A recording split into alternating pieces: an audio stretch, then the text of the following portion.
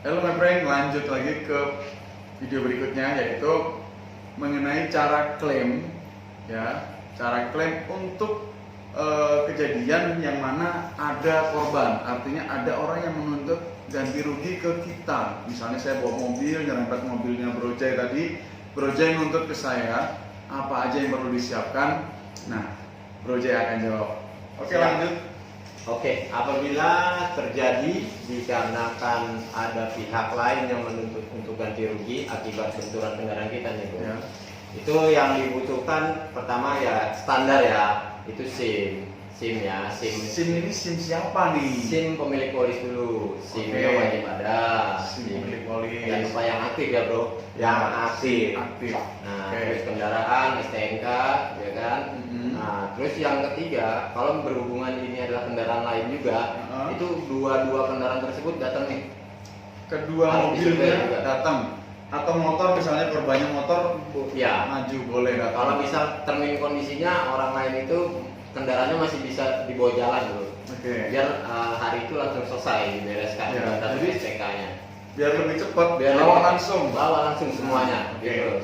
Nah, untuk orang lainnya itu harus ada SIM juga kayak Yang biasa. korbannya ya. Korbannya betul. Nah, terus tambahannya surat kepolisian yang menerangkan ada terjadi kecelakaan. kecelakaan. Oke. Betul, Bro. Jadi bedanya sama yang terjadinya kejahatan tadi, surat dari kepolisiannya adalah menerangkan bahwa telah terjadi eksiden atau kecelakaan di titik ini, di daerah ini, dengan melibatkan kendaraan dengan dua melibatkan tersebut. dua kendaraan tersebut. Betul. Misalnya B sekian atau mungkin F sekian, nah seperti itu. Nah, Terus? tambahannya adalah gini, Bro. Dipastikan surat kepolisian itu menerangkan kendaraan dua tersebut dan insidennya dijelaskan secara detail, Bro. Jangan Oh, sampai di dalam ini- surat itu. Di dalam surat laporan polisinya. Oke.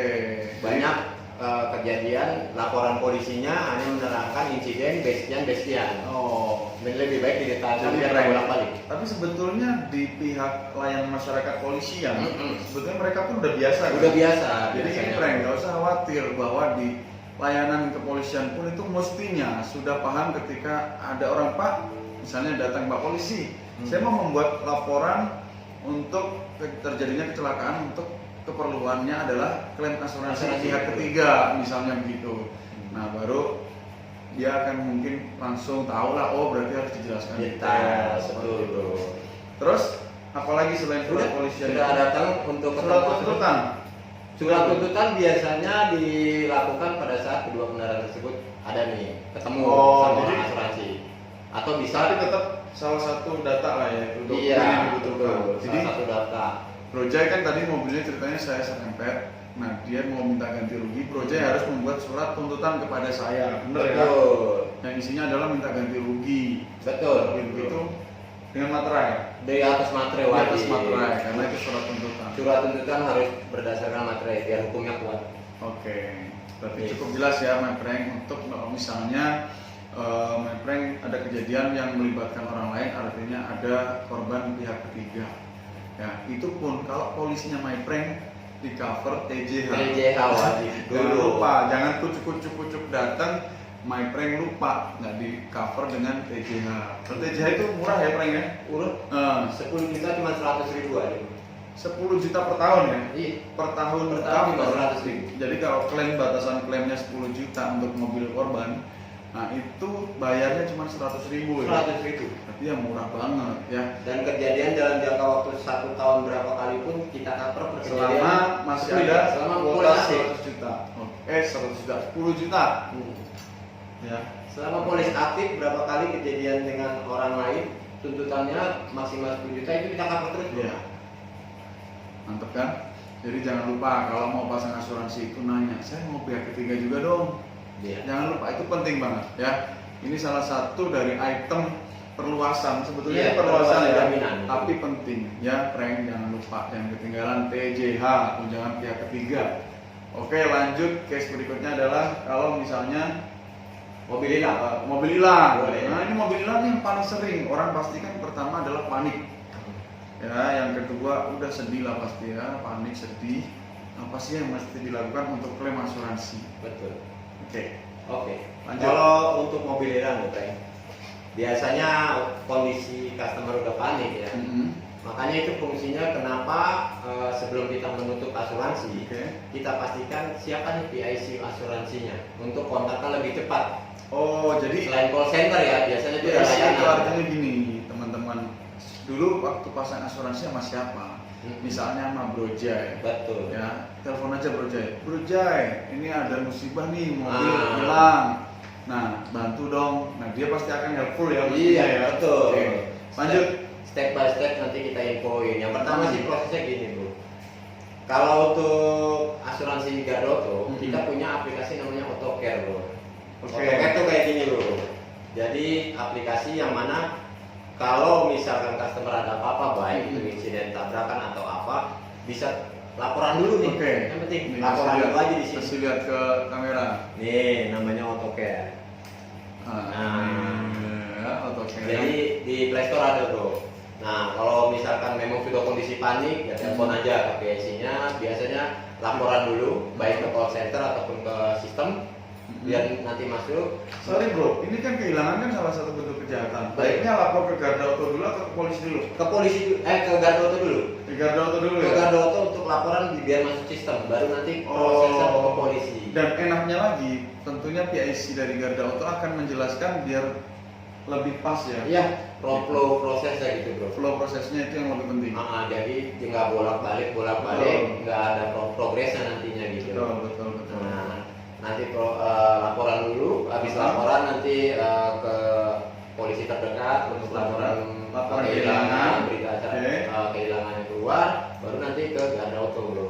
Siapin berkas-berkasnya, baik polis, baik surat polisi jangan lupa dibawa, terus KTP, SIM, klaim biasa, segala macam. Terus untuk barang-barang yang misalnya gini nih, kondisi serep harus ada, itu gimana? Nah, nanti dari situ biasanya asuransi melakukan investigasi bro. Ya. Investigasi kejadian segala macam. Kalau misalkan ini adalah claimable dan memang terjadi murni karena kehilangan, Karena itu prosesnya kejahatan lah ya. betul. Nanti prosesnya dipanggil sama kita lagi untuk melengkapi kayak blokir bro.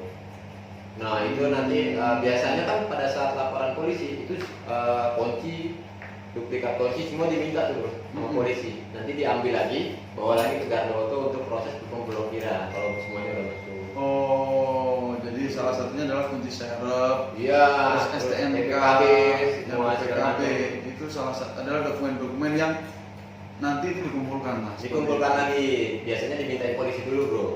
Dari itu kelar, biasanya nanti berapa hari polisi bisa mengeluarkan itu untuk ke asuransi. Keperluan klaim asuransi ya.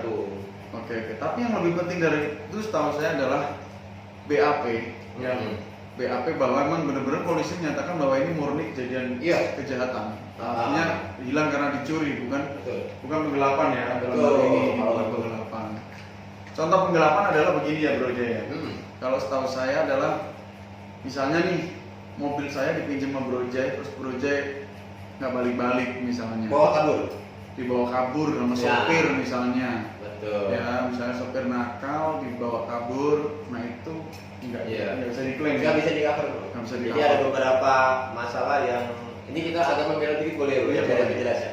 Jadi ada beberapa kehilangan itu yang nggak di-cover bro. Yang pertama adalah pemindahan kepercayaan kepada orang lain, sama-sama penggelapan. Jadi secara sadar tertanggung memindahkan kepercayaan kepada orang lain, maka orang lain itu tidak amanah, maka itu tidak bisa di-cover karena secara sadar memindahkan kepercayaan kepada orang lain. Oke. Gitu. Terus yang kedua hipnotis bro, hilang nggak semuanya bisa di-cover bro. Hipnotis itu nggak di-cover. Iya, hipnotis, hati-hati ya. Kalau misalnya nanti ada apa namanya Pak Tarno atau apa ya teman-teman dihipnotis sama Master Deddy Corbuzier atau Demian atau mungkin siapa, Pak Tarno ya, prok jadi apa, terus hilang hipnotis, mobil lu hilang, nggak bisa klaim bro. Jadi hati-hati ya sama orang-orang yang bisa hipnotis, hati-hati. Betul. Jadi kalau diginiin dikit jangan suka tidur bro. Nggak tidur. Jangan banyak pikiran intinya bro. Jangan banyak pikiran. Biasanya hipnotis itu yang banyak pikiran. Jangan banyak pikiran, happy aja ya. Oke. Kita lanjut nih ke permasalahan. Setelah proses investigasi keluar, claimable, kita bikin terbitkan namanya surat claimable. Nah nanti customer bawa lagi yang tadi kita bilang ya, item-item kayak kondisi, PTKB, STNK segala macam ke asuransi lagi, nanti berproses namanya surat pengantar pemblokiran. Jadi secara tidak langsung mobil itu akan dipindah alihkan ke asuransi. Itu untuk proses namanya penggantian, itu berproses flow prosesnya. Ya pokoknya flow-nya seperti itu. Kalau intinya sudah dianggap sudah disetujui klaimnya, ya udah tinggal tunggu aja, Bang. Tapi itu cairnya apa? Duit itu atau cairnya harga duit baru?